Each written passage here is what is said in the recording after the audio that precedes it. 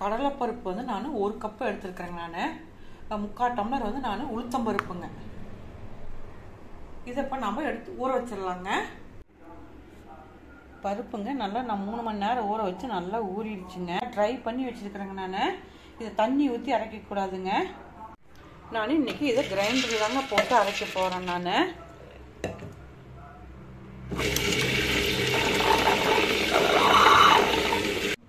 நான் மாவு இந்த அளவுக்கு அரைச்சி எடுத்துக்கிட்டுங்க. நான் கிரைண்டரில் பாருங்க. இது அரைக்கிறதுக்கு வந்து 10 நிமிஷம் தாங்க.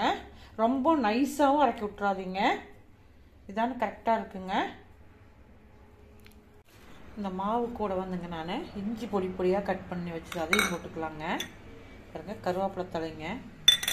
இதுக்கு வந்து நம்ம மிளகாயில் எதுவுமே போட்டு அரைக்கலிங்க. பச்சை மிளகாய் வந்து நான் ஒரு 5 மிளகாய்ங்க பொடி பொடியாங்க. நீங்கள் காரத்துக்கு தகுந்த மாதிரி போட்டுக்கலாங்க.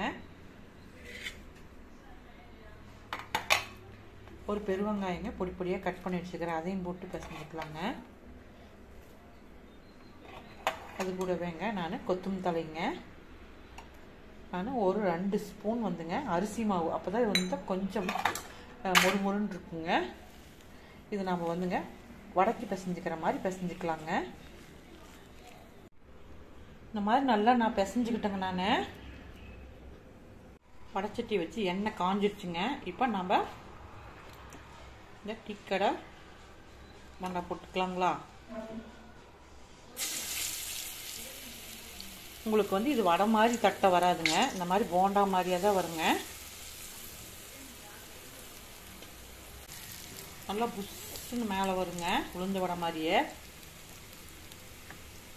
அப்படியே வேவிட்டுங்க. நல்லா வெந்துருச்சுங்க. நம்ம எடுத்துடலாங்க. நம்மளோட டீ கடை ஸ்நாக்ஸுங்க.